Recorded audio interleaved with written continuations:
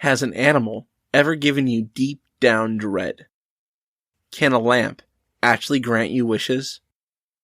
Does a secret pocket dimension live next to ours? Today we test the believability of Jinn.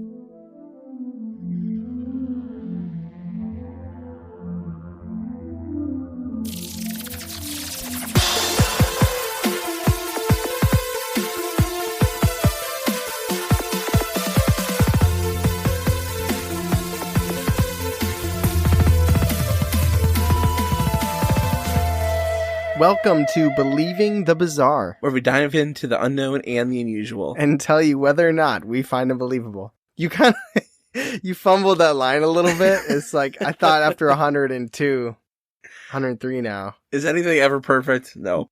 But I am very excited to talk about the topic of Jinn to get this out of my head, because I've been dwelling on this for a good month. A month. I haven't been doing the research for it for a month, but I've been thinking about how I want to present this, all the creepy stuff I knew about beforehand, and I don't think a lot of people knew that Jinn are creepy as shit.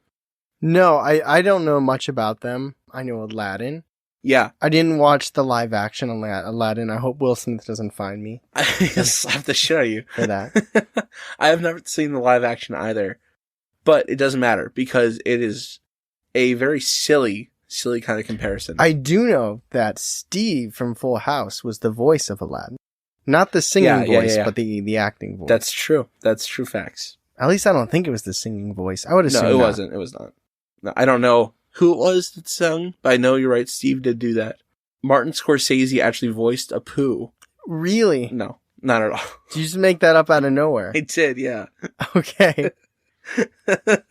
What's his name? The guy, why can't I, he just did, he did Pulp Fiction. What's his name? And Kill Bill. What's his name? The Quentin 9 Tarantino. movie. Quentin Tarantino voiced the carpet, the flying carpet.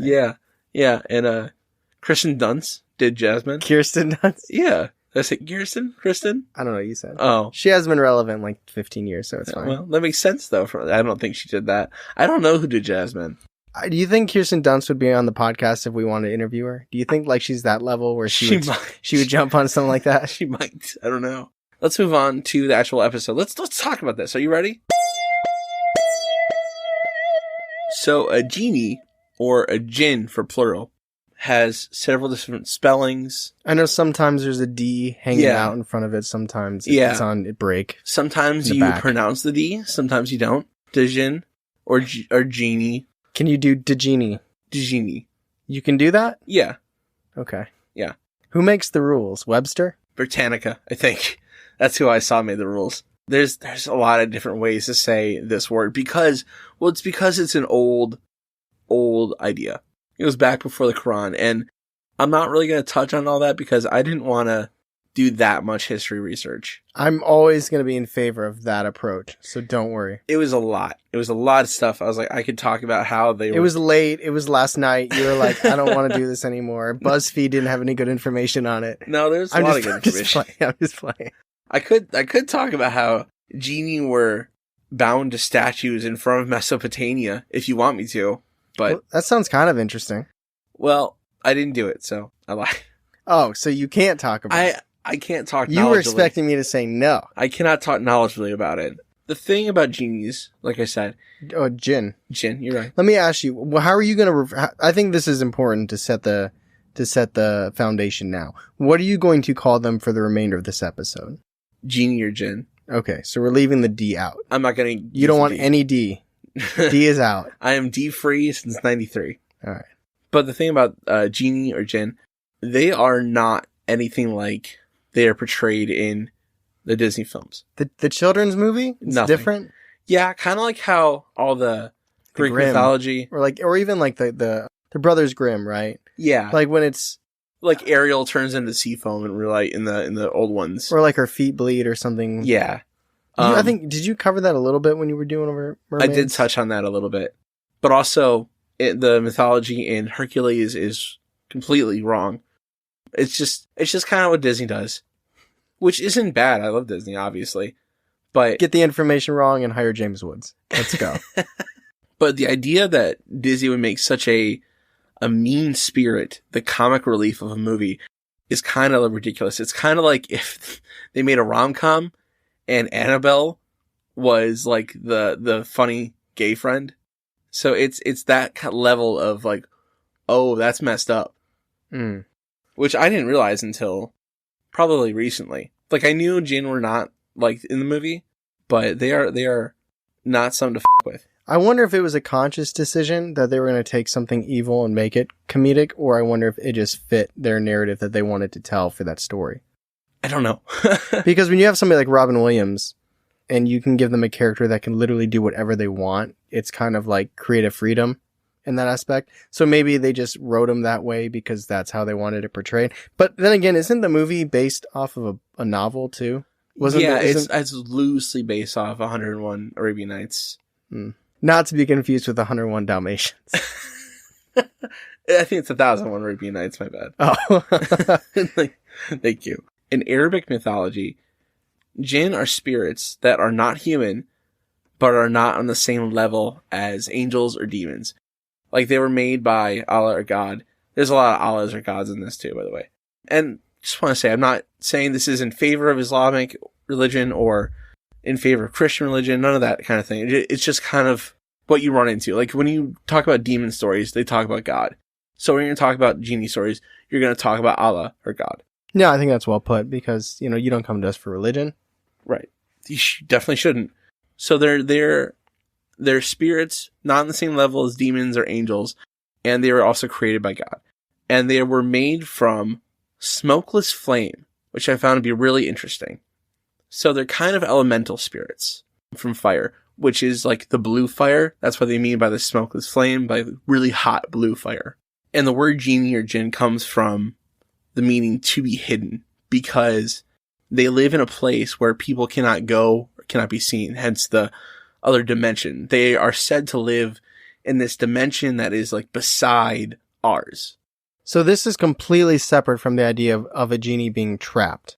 Yes. So this is just them existing. Mm-hmm. Like, they just exist in another dimension. Can they bounce between our dimension and their dimension? Kind of. Yes, kind of. We'll touch on that. Okay.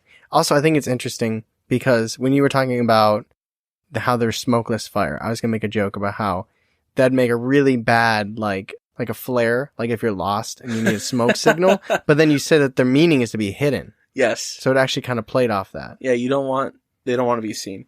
They're also a lot like humans. Like, they live these lives, they have communities, and they also need to eat.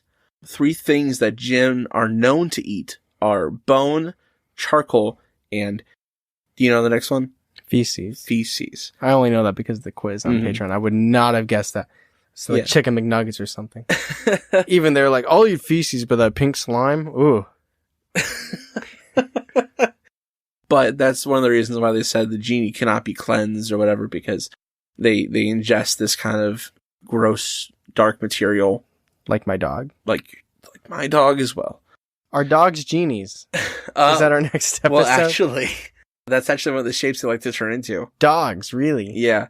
I'll get to that in a second. And snakes, I've heard. Yeah, and snakes. And they live for hundreds of years, not thousands, hundreds. So they live for hundreds of years versus the limited lifespan of a human. And even jinn can be killed. Not sure how, not sure why. Dump a bucket of water. I would assume iron and salt. Because they don't like iron like demons and ghosts, and they don't like salt. Because it's pure. Kind of like in traditional witchcraft or... Yeah, same concept applies. They'd be able to preserve their poop a lot longer if they salted it, though.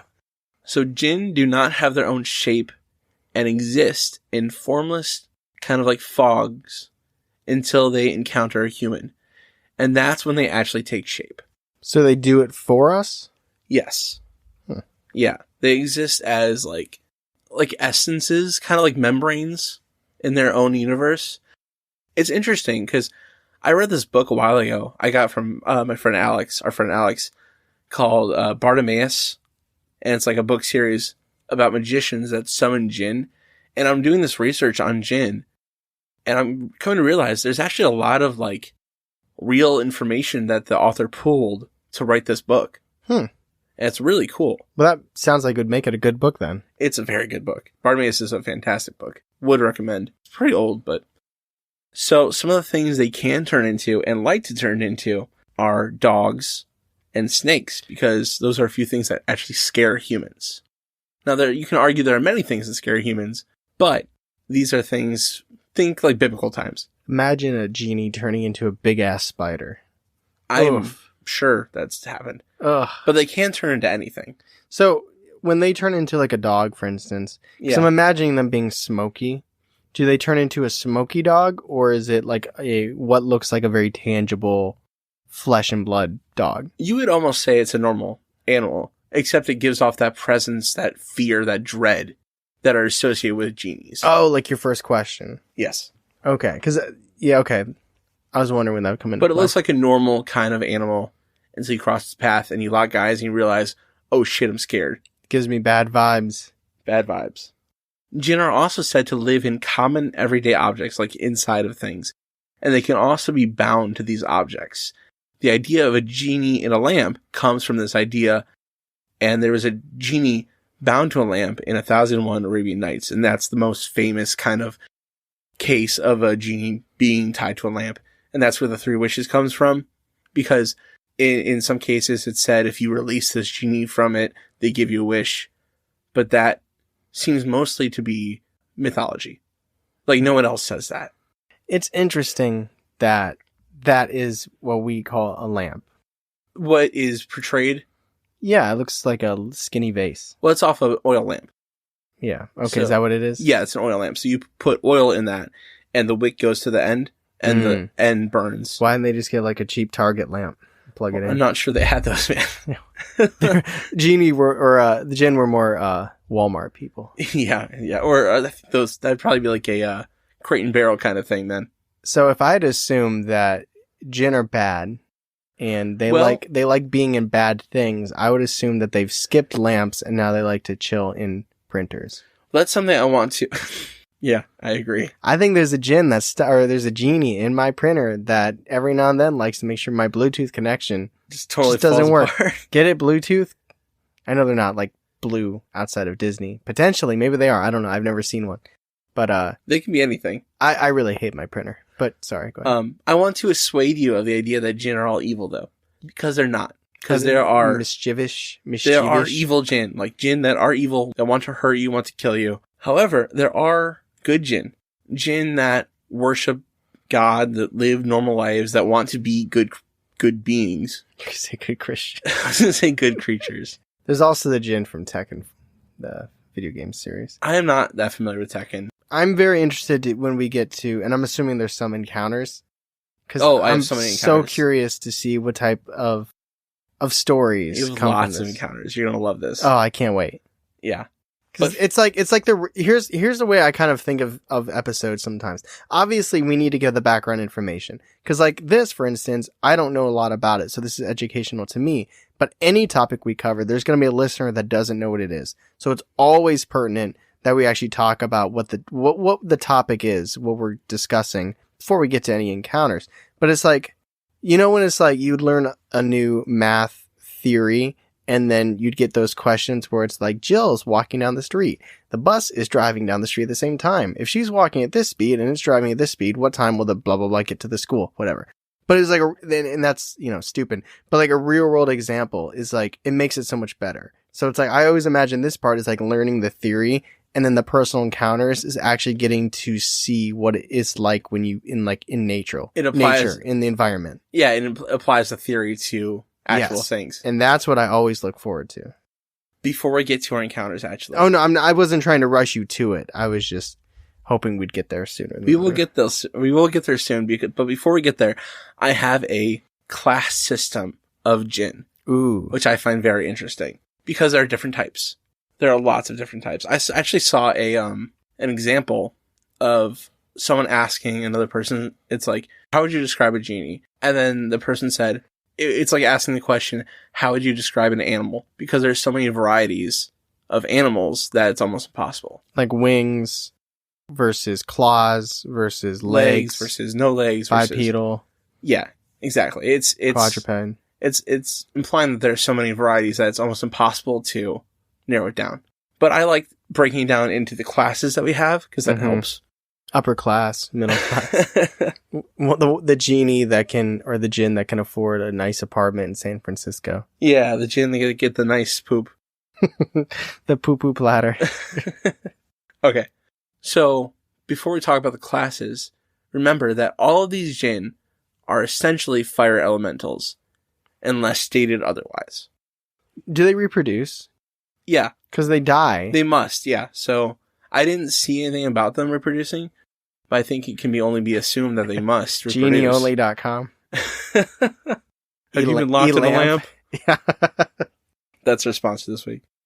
So the first class is the Builder Jinn, and they are also fire, and they are fire elementals, but also they have control of the earth element, and they build things in the dirt, and they dig. So they're found in like a construction site, and that's where you find, that's where I relate to all their classifications, like where you'd actually find these things in real life. The next class is the Diver Jinn, and they have the control of the element of water, and they also are waterproof and like to dive for treasure. And they're often confused with Marids. With nerds? Marids. With an M. So you said nerds. And those ones were divergence? Diver. Jinn. What? Diver Jinn. Diver Jinn. Okay. The next one is an Ifrit. I think I'm saying that right. Ifrit. And they are wicked and clever and strongly fierce. And they are from the underworld or hell. And some say they're the most like demons. So these Ifrits are evil. Like I said, there are some good ones and there are some bad ones. Ifrits are evil. And the first two before this one were like not good or bad. They just exist. Not stated. They could be good. They could be bad. Got you. Actually, the rest could be good, could be bad. The fourth one out of 8 is a Merid, and they are rebellious. They also have control of water, and rebellious I mean by like they don't listen to people or gods. Number 5 is the Shaitan, and they are also really rebellious, and they have said to directly disobeyed God, and that led to their downfall, kind of like a demon. Oh, okay. Yeah. But they're not inherently evil. Right.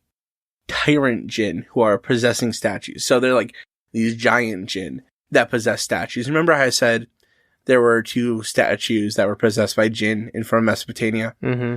These were the kind of Jinn that were in those statues. They're like guardians. Like giant statues, or what about like gargoyles or something? Like big statues, like they scoff at the gargoyles. Statue of Liberty. Yeah. Maybe not that big, but pretty big statues, like 20 feet tall. It's much smaller than the statue. Yeah, I know. Like I'm thinking about how big those statues are. That they're like working toward being in the Statue of Liberty. Yes. The next one are Gillen, and they are nightshades who inhabit graves and graveyards, and they are also known to be shapeshifters. Like they are known to be shapeshifters. Like all these will present as different things, but these things will deliberately pick a shape to trick you. And they live in cemeteries? Yes, graveyards, graves. Does it say what types of things they typically try to be? No, I mean, something. I don't. It didn't say particularly. The last one are Quarren, and these are called shoulder Jinn. And think of like a devil or angel on your shoulder, and they're said to be attached to every person on Earth. So there's one attached to every person. Wow. Yeah. And is it good? It could be good, could be bad. Mm. It could be either. Which one? What's this one called? Quarren. So now that we got all that background information about the Jinn, lots of cool stuff, lots of really interesting details about these spirits. Are you ready to apply them to real life encounters? Are they technically spirits? Is that? Yes, yeah, it's a spirit. Okay. Yeah, let's hear it. I'm excited to hear these encounters. So here are my encounters. And the first one comes from, actually the first 2 come from a BuzzFeed article, because there's... I was totally joking earlier about BuzzFeed. I know you were. That's but perfect. It hurt me inside because I knew that this was coming. There's this guy, Amin Akbar, and he has his own podcast, not to, to plug. Shout him out, but I will. It's fine. It's called See Something, Say Something Podcast, which I have not listened to it, but I am intending to, because it's BuzzFeed, and I'm sure it's fine quality. They have the money for it to be fine quality. If Exactly. it's not good quality, that's kind of on them. That's true. That's facts. But this guy asked all his Muslim listeners to send in their scariest stories of genie encounters. And he got some pushback from his family. They're like, no, don't do this. It's scary. Don't talk about it. And he's like, oh, come on. It's for BuzzFeed. I respect him a lot. I think it's interesting. But I've got 2 stories from this BuzzFeed article. Let's go. The first one is called The Fight. Quote, one time, my mother-in-law was sitting in her bed. She looked over and saw a woman sitting in the chair next to her bed with long pointy fingers and a face with very sharp angles. She was so frustrated and annoyed with the Jinn, because they see a lot of them in their house, so they're not really scared of them, they're just annoyed by them, that she reached out and grabbed the Jinn by its wrist. She yelled, "Get out! I'm tired of you, get out!" It started to try to pull its wrist away and eventually tried to bite her hand because she wouldn't let go. She pulled her hand away before it bit her, and then the Jinn vanished. I like how this family treats Jinn like cockroaches. I like the idea that they see these things and they're just like, I'm so sick of you.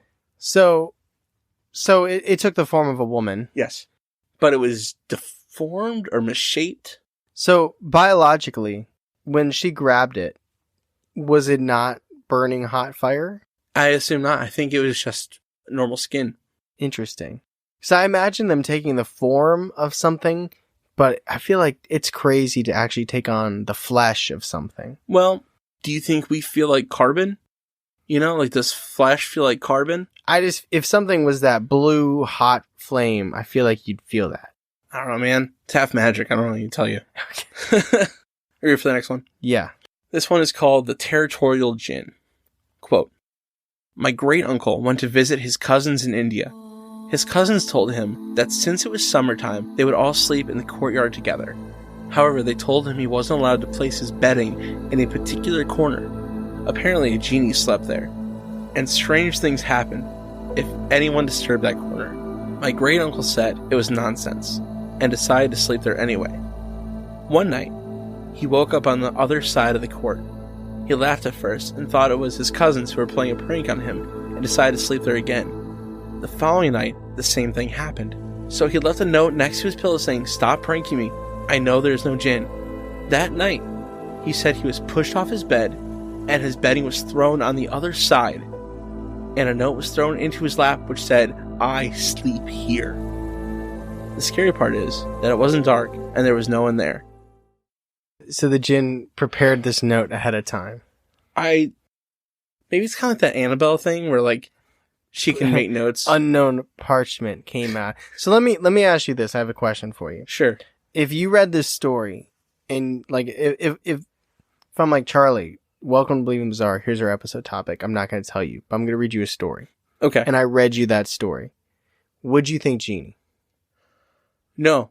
See, that's the thing. It's interesting where different entities, I'll call them entities, I know they're technically spirits, but different parts of the world is more likely to relate to certain things, and everybody has their biases. Mm-hmm. Like, because of my interests, I am very heavily biased towards like skinwalkers, and I'm sure if you're more Native American Navajo, you might as well. You might too. Where somebody else might lean more towards, somebody else might think it's like a poltergeist. Right? Oh, yeah. But then here, because of where they're from and what kind of urban legends and myth they talk about, they instantly think Genie. I just think it's interesting because I keep going back to the YouTube comment we got a couple weeks ago where it's like, not everything needs a name, right? Yeah.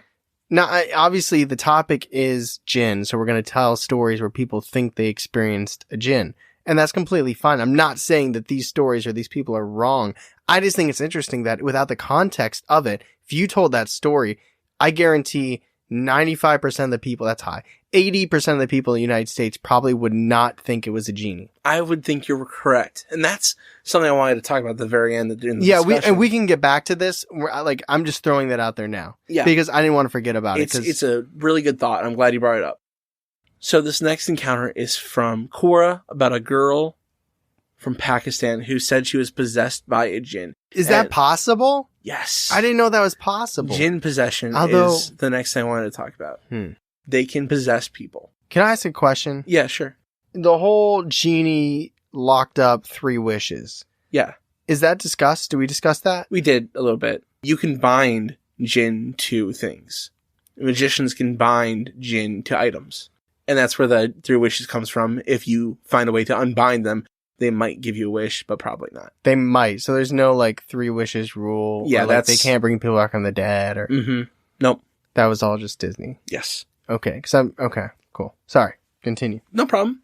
No, I think I was expecting more of a big to-do, because I think that's, like, the first thing people think about with genies. Is That's I fair. Get 3 I'm wishes. glad you asked, because I think it's okay to say it again. So this is our first possession story, which I don't think I mentioned up top, is that they can possess you.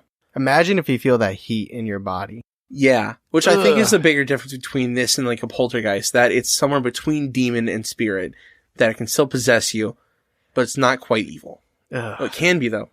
Also, just want to point out, because you said they're not good and not bad, it'd be hilarious if you were possessed by a genie who was like trying to help you. Like you didn't study for a test because you were too busy playing Flappy Birds at night. And then you wake up and you're like, oh crap. And then the genie possesses you. It's like, I know all about trigonometry. And then What is this, 2014 Flappy Birds? 13, but yeah. I don't think if they're going to possess you, it's for a good reason. I think that's going to help. You can hope though. I guess. If they possess you, it's typically to take you away from God. I missed about the part about their powers. I think I missed a whole paragraph there. That one of their powers is they can create illusions, and they use these powers to be negatively influence you against God. All of them or just the bad ones? The bad ones. Okay. The good ones possess you and bring your ass to church. Quote, I've seen Jinn many times. It started when I was 13. My parents and I lived in Pakistan for a while. Then, me and my sister went to England to visit. We went to my mom's relative's house. She showed us videos of Islamic exorcisms. It freaked me out. I couldn't go upstairs alone or toilet or anything. We stayed there for 3 months and then came back. A year later, I was ironing in the basement. I kept feeling an electric shock go through the iron. And that's when I heard a cackle. A man cackling. I thought it was my cousin, so I ran upstairs to confront him. He wasn't home. My hair stood up. Then for a few months I could hear whispering all the time. Some I couldn't make sense of, and sometimes all I could hear was, help me.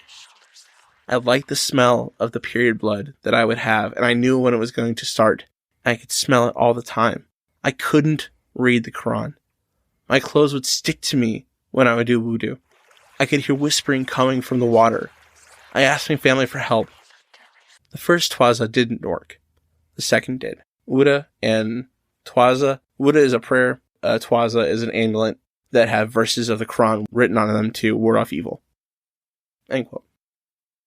I do not like that one. That is like when somebody thinks about being possessed, it's like the floating, the vomiting, saying mean things. But like those are like the tiny, tiny little details that are just so jarring, you know, or so like specific, you know what I mean? They're not, it's like random in a way that just creeps you out. Like I hear whispering from the water. Whispering in general, like that's gotta be just hearing other voices and like the only thing you really hear is help me.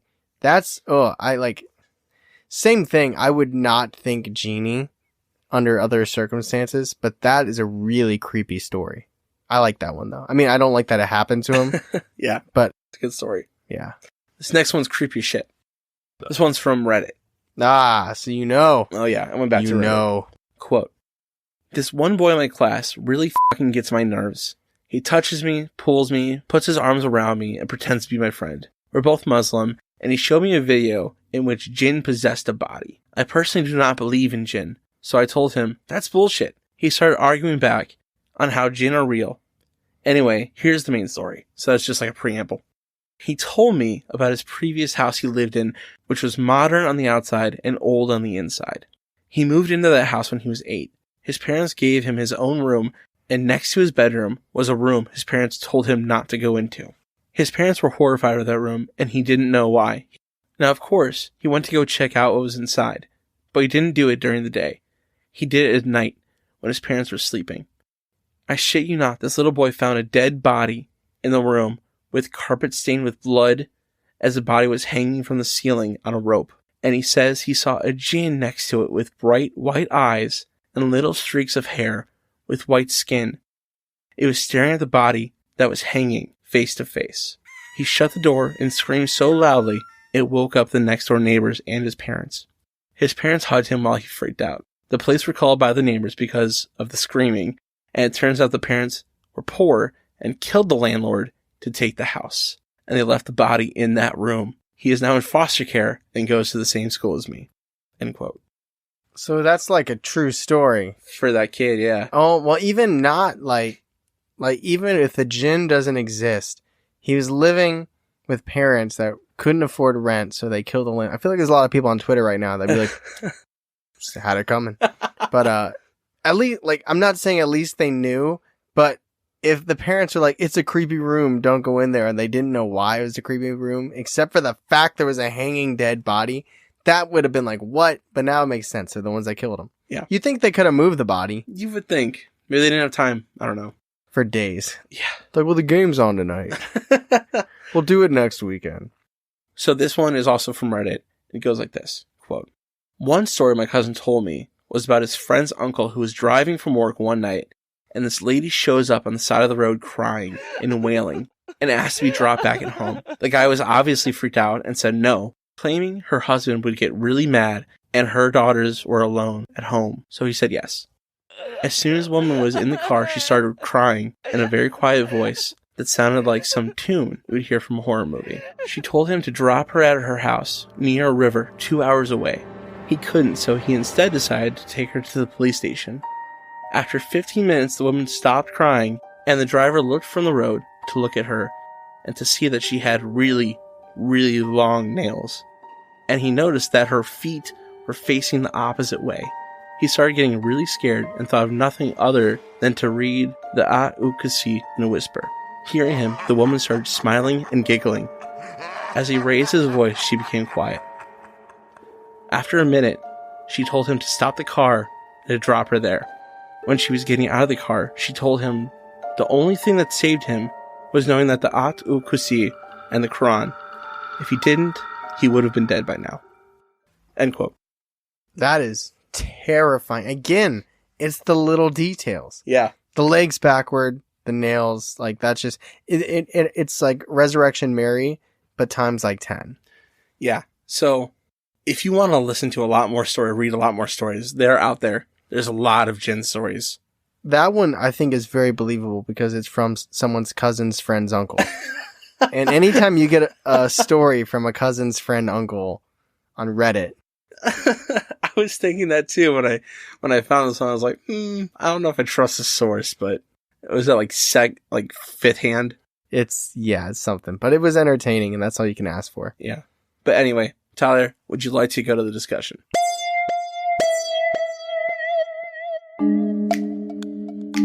At this time, let's stop the episode really quick and just thank the people who are in our Patreon and take the next couple seconds to thank our new additions as of this recording to our Patreon. Marcus, Michiao, Antonia, Cheesy Man Josh, Marina, Justine, Chad, Ryan, May, and Alyssa.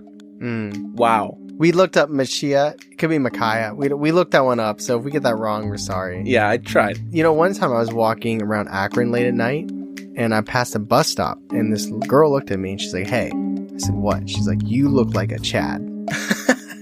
Yeah, a Chad Michael Murray? I wish. Oh my God, I wish. But no. But yeah, thank you all for joining our Patreon, getting access to the cool new stuff, and listening to the quiz on this episode. That's right, you can play along. Hopefully you do better than I did. You might. It's actually great for when you're at bus stops and you have nothing better to do and you've already listened to the most recent episode. Now you can listen to director's cuts. You can listen to Do You Believe the Bizarre, where we try and guess which stories are real, which stories are fake, come up with by producer Ben. Social media response, where we respond to your responses to our Monday social media questions. We watch movies together and chat during them on Netflix. We just hang out on Google. Yeah, it's just something we do. We just like to get to know the people who are there with us. And we've started a community. Like, we've seen people now over the months, and it's like, I don't know, it's kind of cool how like friendships are coming out of it. And also, I feel like the friendships that started on Google Hangout, not that this is a Patreon exclusive thing, anybody can do this, but it seems like they've transitioned well to Discord. Yes, that's so true. This will probably be something we mention at the end of the episode as well, and it's actually not related at all to Patreon. But if you want to join our Discord, check that out. Go to our Instagram, look at our link tree. I don't know if you can join it from our website. It's embedded on our website, but I don't know if you can actually join from it. That's just me being transparent. And if you're really enjoying the episode and you're like, where can I get that extra stuff? It's Patreon. You go to Patreon, and there's all that extra stuff that's right there for you. 3 different tiers, and we're only, as of right now, we're only about 88, 89 people away from Charlie getting that good Believing the Bizarre tattoo on his body. Yeah, well, I'm reconsidering the place now because I got a message, but still probably the leg, though. Yes. Honest, I appreciate the looking out for me, Sean and Todd, but yeah. Anyway, let's get back to our episode on Jinn. So Tyler, that was a lot to absorb about a new culture and a new entity from this culture. How do you feel?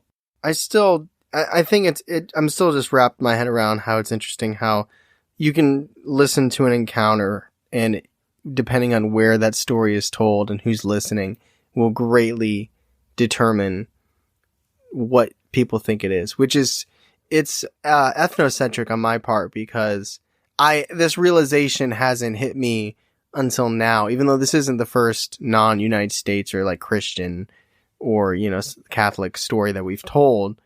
But I think it just really strikes me now how it's like there you hear that occurrence and Genie might be the absolute first thing they think of. I don't know if that's true or not. For these stories, this seems to be the case where that same occurrence could happen here and people would think demon or poltergeist or, something like that. So I think that is, for me, my biggest takeaway, probably the most fascinating thing. I think this is our first story that we told that was not, at least had some roots in Christianity. In terms of like non-encrypted, you mean? Yes, yeah. Like non-encrypted, non-alien, Conspiracy. Loch Ness monster. Yes, yeah. I think in terms of like a spirit, almost possession kind of thing. Mm-hmm. Like we haven't done like Divik Box or anything, which would be Jewish. Yeah. We haven't done that kind of thing yet. And I think when I first learned about Jinn and how scary they could be, I had that same realization that there's entities that we might mistake as something else because we don't know, or the vice versa.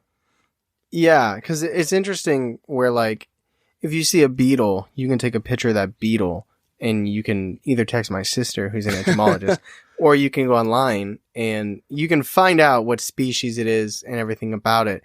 Where when it comes to paranormal, I think it's a big reason why I love the paranormal so much is because most things are not clear cut, and I kind of prefer things that way because it's more fun to discuss. When you know something, you can still discuss things, but it's, it's like when you already know the answer, like if we're talking about best basketball player in the world, we don't have to. It's LeBron. You know what I mean? It's done. Like what beetle is this? You find out. It's done. Where paranormal is. There, you can bounce ideas. It has that like sitting around a campfire, you're creeped out, you don't know what it could be, so you just like start throwing out ideas and you put it together. And the more we do this podcast, and hopefully the more that you all kind of join us on this podcast adventure we're on and learn more about these topics, I always feel like it's like getting more tools. It's like when we first started the podcast, I had a hammer and that was it. And it's like anything that went with this hammer, it worked. And then you got this hammer thing down. Then you get a screwdriver. And then you get some nails, and I feel like I just got a level today. Like I feel like I got a level. And it's like the more we do these episodes, the more I can kind of compound my knowledge into different ideas, because there might be an episode we do now, maybe a listener submission where I would have otherwise said it was a demon or a poltergeist, and now I might throw out the idea of it being a genie. Maybe Probably it's not. A Jinn. Probably not. Probably not. Well, it depends on where in the world it is too, right? If it takes place in the Middle East. Is that only where they live? It's not only where they live, no, but it's where they're most common. Their dimension's door only opens in the Middle East. No, but that's where it's most common. They do travel to Hawaii every now and then, too. Like North Africa, Pakistan, India, that kind of whole... But can there not be a genie here? There can. There absolutely can. Don't get that twisted. You can have a genie here. But is that the case? Like, is it more well-known? Is it more common there because that follows what they believe in? Could be. Could be. I don't know why. Yeah. But that very well could be. So about the stories we told. Love the encounters. Yeah, they're good. They're interesting. A lot of small, little, creepy details. And I think that's almost a patent staple of the Jinn is those small details, this little whispering at water, nails and face too sharp. Yeah, distortion, like almost like the Uncanny Valley, just not in a robot sense. Mm-hmm. But like, I would say the last story with like the hitchhiker girl lady that ended up being a genie, supposedly. That story is probably one of my top 20 favorite we've done, just because it has everything you want in like a good scary story. Like you're isolated, you know, you're confined, you're in a car driving, no one else is around. So it already has like those great components of a horror story. And then this, like, it's kind of, it flips what you expect. Not us, because we know that it was going to be scary because you're listening to Believe in the Bizarre. Yeah. But for this person that's just picking up a hitchhiker, you look over and you start seeing slow deterioration. Like that, I love that stuff. It's terrifying. It's the stuff that keeps me up at night.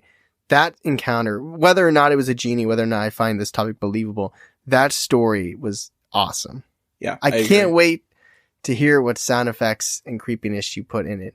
I also like the one before it with the whispers and everything. I liked a lot of them. I loved that one a lot until you told me the last one. I know this isn't about what we like, but we're supposed to be dissecting it.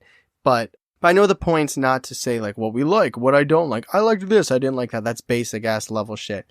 I just mean, I'm just being honest. Like, I loved that story. Most of them are like, I like most of them because they're paranormal, but that one really stuck with me, and I think I'm going to be thinking about that one for a while. But it doesn't necessarily... It's tough because I feel guilt in that ethnocentric way not believing in this, because I feel like just because I didn't grow up hearing about it, or I'm not from that area, or to me it sounds more like a poltergeist, you know, it feels wrong and ignorant of me to not really believe in it because of that. But at the same time, all this, it feels like you have an experience, and then it's just like, oh, what country are you from? Okay, we're going to call it this. Or what religion do you believe? Okay. Oh, in that case, it's a demon. You know, like... Well, here's what I was thinking about this. Now, we said basically Jinn are made from smokeless fire. They're elements of fire. Yeah, I'm trying to think of when that came up in the encounters. It didn't necessarily, but I think it goes to this idea that there are ideas of elementals in spirits. Like, remember in Leap Castle, there was said to be an elemental living in the castle? Yes. Elementals are not human. They're not demonic. I think you could classify a Jinn as being elementals. It's crazy, like the way things are intertwined. Yeah. Was there any... Okay. If there were like multiple options of like entities, paranormal entities or elementals, anything like that you had to guess, put your best guess. If you got it right, you won a bunch of money, or, you know, something like that. What about those encounters that you read made you think Genie versus anything else? The thing that made me think it was Genie versus anything else was the idea that they took little details and twisted them. Now, what makes that a Genie versus anything else? Yeah. That kind of seems to be their trademark. They always do that.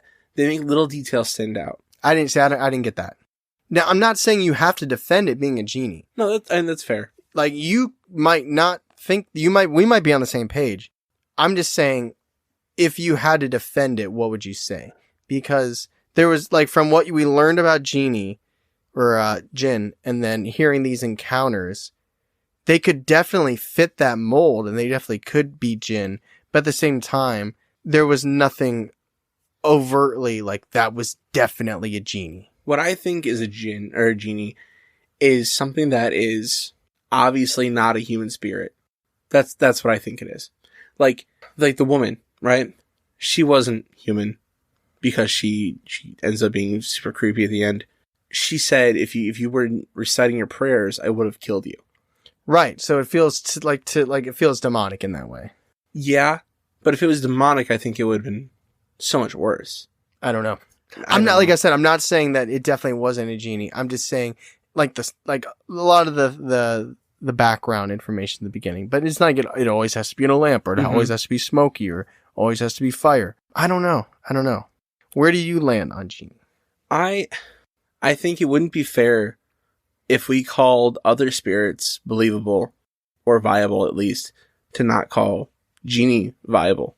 Ah, you're feeling the ethnocentric shame too. No, I think there's definitely merit to this. I do. I think because they're the in-between, right? They're not completely evil, and they're not completely good, but they're also not human. I do like the gray areas that a genie possesses. I do. And this is something I want to learn more about in general, which has been the case for a lot of things we discussed. But I couldn't go one where, like, I'm definitely between viable and skeptical. Like, I cannot go believable and I cannot go unbelievable, personally. Yeah, I go viable. I believe the encounters. But that's your question. What makes this not a genie?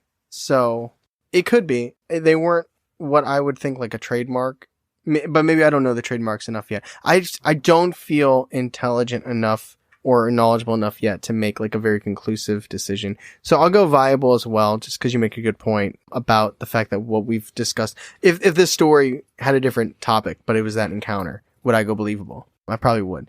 So I'll go viable for now, and I think it'll be kind of cool going forward. And maybe even during our director's cut when we do that with this episode to see what it'll be like. So this is our episode on Jinn. Thank you for listening. We appreciate it. We're not talking about the alcoholic beverage. Maybe one day. When we did the quiz, all I kept thinking afterwards is, how did I not make a Christina Aguilera reference? And here we are again. You still have not made a Still Christina. have not. That was it, but that's like a fourth wall reference. It doesn't count. Yeah. No, you didn't sing it at all while we were I recording. sang it like the first hour before we did, though. That's true. Could we get hit by copyright if I sang it? Probably not. I think it could, actually. Oof. Even if it's not well. But yeah. If it's not well. Like, sir, that was absolutely terrible, but we're going to have to. Still, here's our money. But yeah, I think it's a super interesting topic. I know you don't like the word interesting. I don't really like it either, but fascinating. It is a complex and unique topic. Lots of unami in this. I don't know what that is. That was a taste joke. Anyway, if you're enjoying listening to the episode and you're like, what can I do? What can I do? I can leave an Apple review and also a Spotify review. I heard Apple for some reason, and my mind just went like they're going to send us an apple or some shit. I love apples. They could do that if they really want to. Would you rather have a green apple or a red apple? Red. Okay. 100%. That was very forceful. Also, we haven't mentioned this in a while. We do have a newsletter. It goes out monthly. And in addition to a review of things we talked about in the month, Ben also details, our producer Ben, if you're on Patreon, you know who we're talking about. Producer Ben is also detailing horror. And that's what people in Boston say. Horror. Paranormal and spooky stuff happening at his house in his own dojo. It's not good. It's spooky stuff. So check that out. Also, I already mentioned earlier, Discord. We have a lot. What you're looking at me like you unlocked a memory. I forgot I wanted to tell you this. Okay, now's the time. All right, shoot.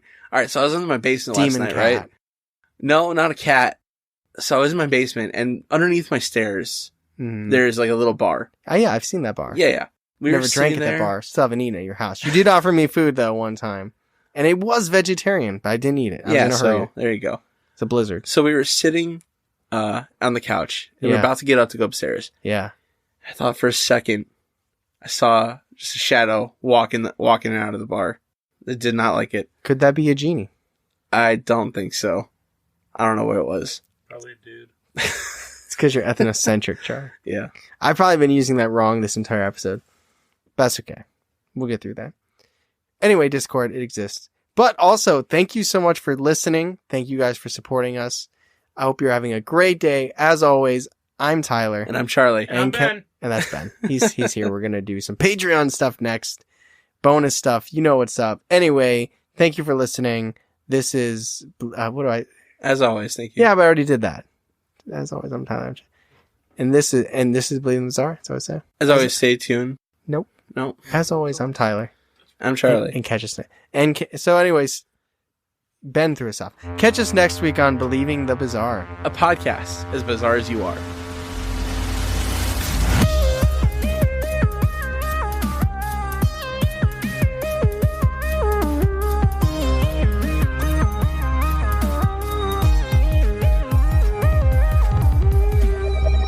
Did we actually discuss that? We did, yeah.